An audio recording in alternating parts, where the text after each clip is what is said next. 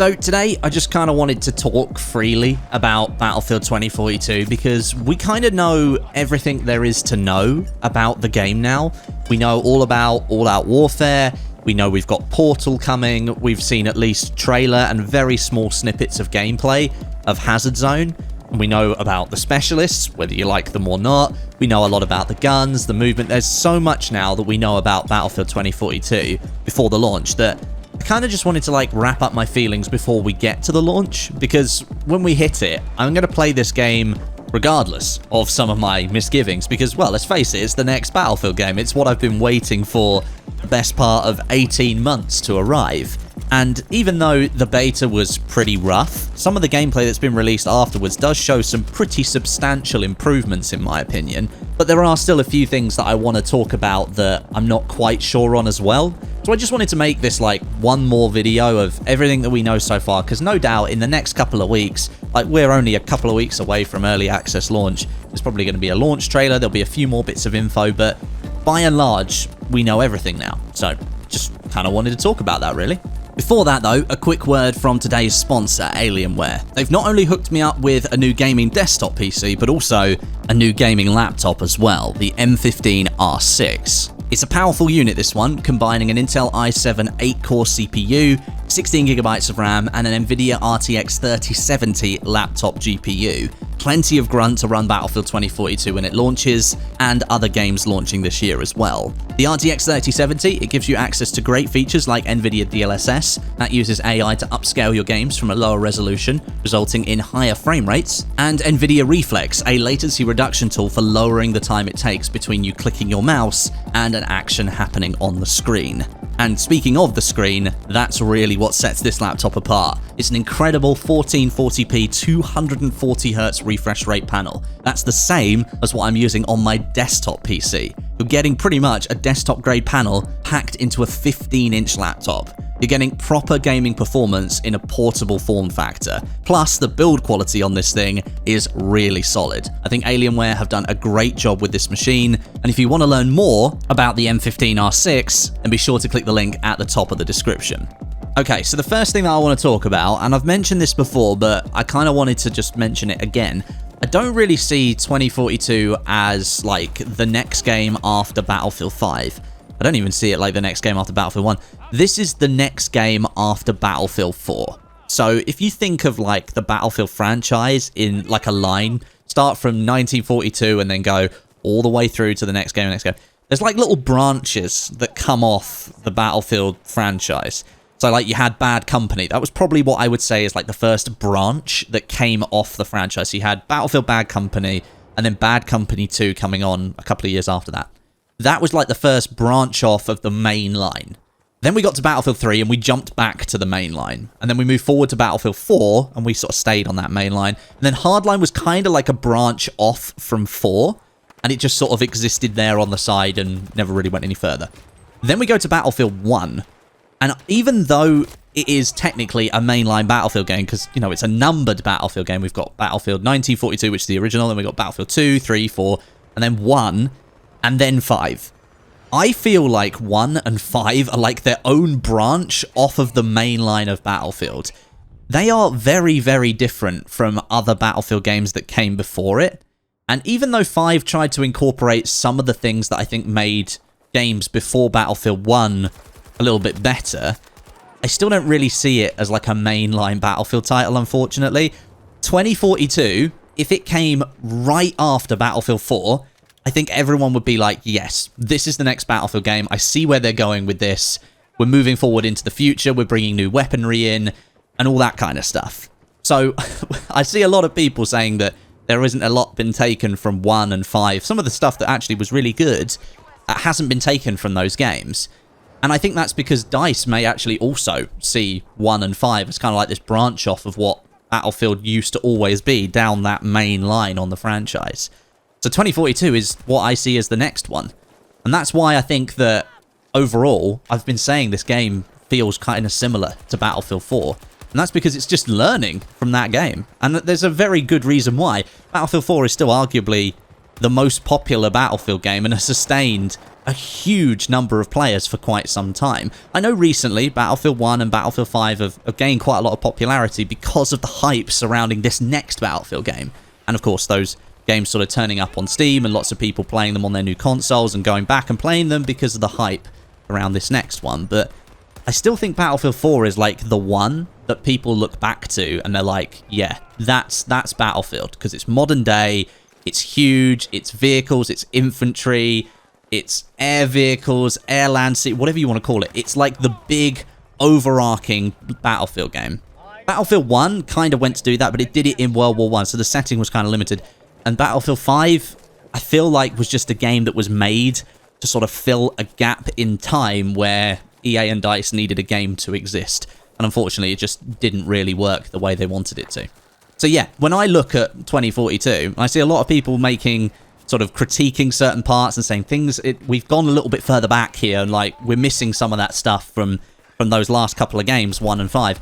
Yeah, I think because it's based on Battlefield 4 instead. Now, there are a few things that concern me about 2042. I'm sure they concern you as well. One of them is the specialists, and the other one is the destruction. I've not seen a huge amount of destruction examples in all of the trailers that we've been watching so far.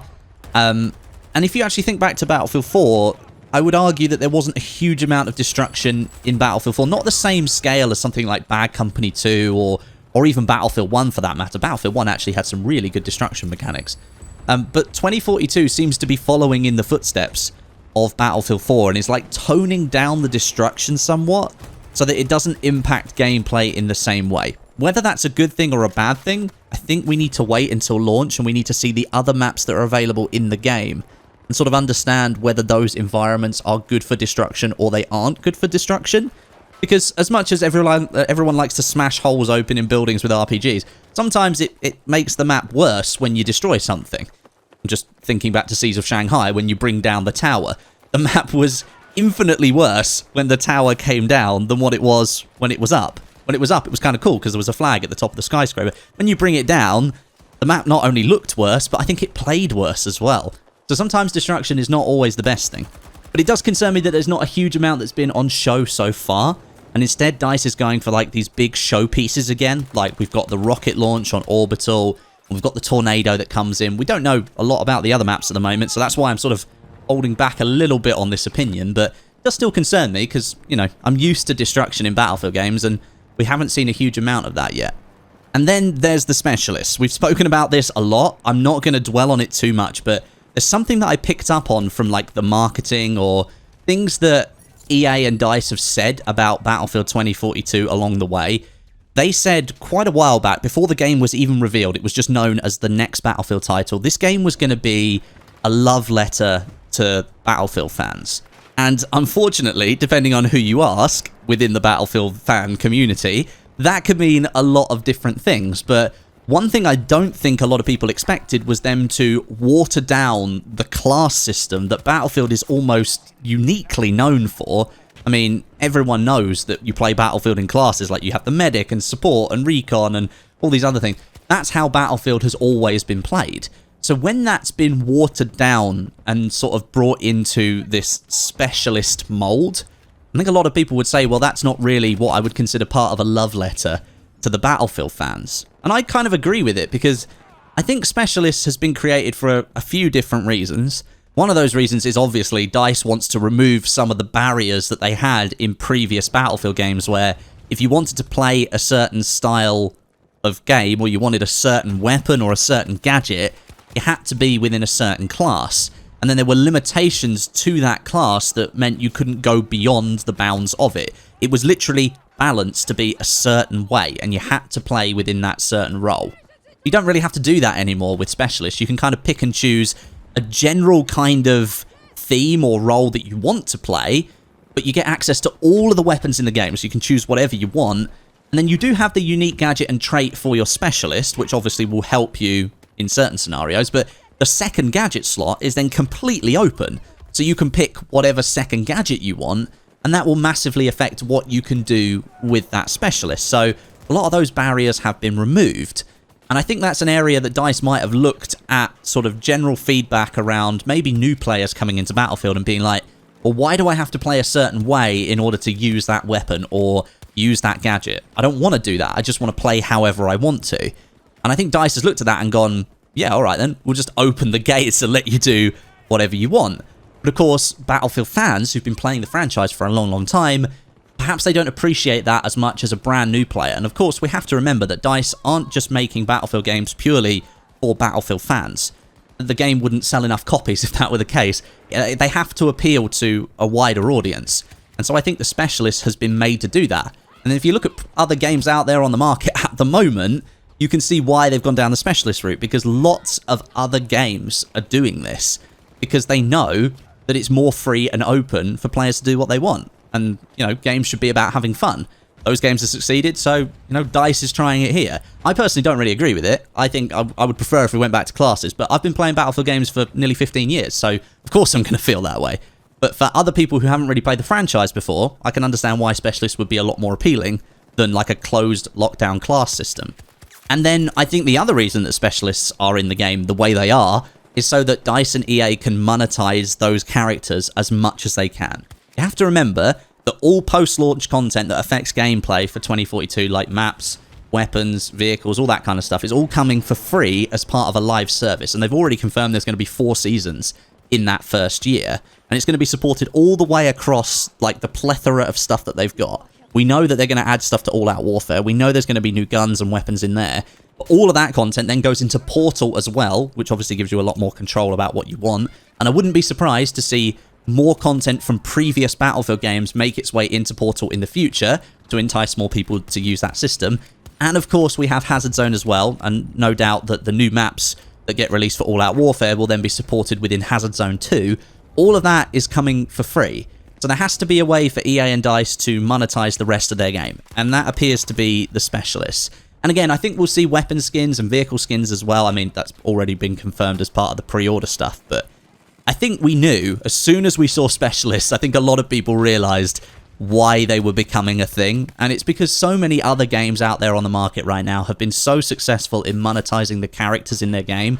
I mean, look at Apex Legends, for example, Warzone, Modern Warfare 2019, Overwatch, maybe a couple of years ago, not so much anymore. But all of those games monetized their characters and made sure there were always skins available for people to buy. And EA and DICE, you know, they are running a business and businesses exist to make money. They wanted a slice of that pie. So I don't really blame them in that aspect. I understand some people are a little bit frustrated about it, but you sort of have to rise above the general reaction and just look at what this is. You know, video games is a huge business now, and lots of people want to make money out of it. So I can understand why a system like this has made its way into a Battlefield game, even though I think it's going to annoy a lot of the core fan base. It's definitely going to appeal to sort of newer gamers or gamers who haven't played Battlefield games before. They're trying to break down all those barriers, and they're like, look, we have a similar system available in our game to all the other games that you've played over the last few years, so why don't you come give our game a try? You know, I think it's one of those decisions where DICE has weighed it up and they've gone, yeah, we're going to annoy some of our core fan base, but we're also opening the doors to many more newer players that will help keep our game healthy as time goes on. Plus, they're more likely to spend a bit of cash on, you know, a couple of skins, and that helps fund the continued development of the game. So I'm sort of sitting in the middle. I can understand why Specialists are there. I don't really agree with it, and some of the balancing on some of the Specialists, my goodness me, they're going to have to do a lot of work after launch to really make sure that doesn't get out of hand. But I can sort of see both sides. I don't really like it, but I understand why they're doing it. So, you know, it's just it'll exist there for me. I will tolerate it, even though I'm not a huge fan of it. But I think overall, my feelings towards Battlefield 2042, they've not changed a huge amount from the time that it was revealed back in June earlier this year. I'm still really excited for this game. It's the next Battlefield game. I've been waiting for quite a long time to play it. The first time I got to play it was in the open beta, and I quite enjoyed it, even though I could understand there were lots of bugs there. But after the beta, they've shown us some new gameplay. All of those features that were missing, or most of the features that were missing, have been filled in by other stuff, and it does look a lot more polished. And I'm willing to give DICE the benefit of the doubt to launch the game and see whether it's any good. And I think really the proof is in the pudding. Most people are sitting here critiquing the game, just like I am, based on what we've been given as information. And the only way we can really validate that information and understand it properly is to play the game. So that's exactly what I'm going to do in about 2.5, 3 weeks' time. and I'm sure all you guys will as well. So thanks very much for watching and listening to my ramble here. I just thought, you know what, I'll bookend all of my Battlefield 2042 content before the launch with something like this and just wrap everything up. But I hope you're excited for 2042 at any rate, because there'll be plenty of content on the channel here once it launches in a few weeks' time, and we'll just have to see how things go. But yeah, thanks very much for watching, and I'll catch you all in the next one.